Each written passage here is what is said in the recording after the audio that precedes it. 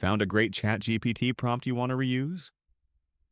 Let's save it with the Web Text Expander extension. First, select and copy your prompt.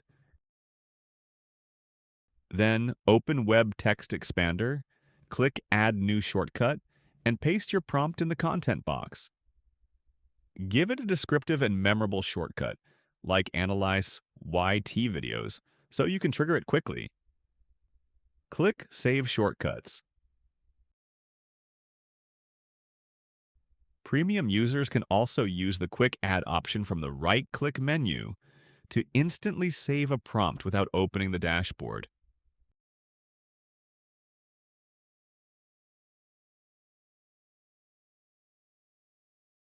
Here you can see all your saved prompts, edit them, or delete the ones you no longer need.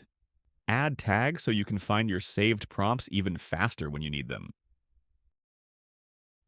Now in ChatGPT, just type your shortcut, and Web Text Expander instantly pastes the full prompt. Your saved prompt is ready to use anytime, no need to retype or search for it. That's how to speed up ChatGPT workflow with Web Text Expander. Try it today.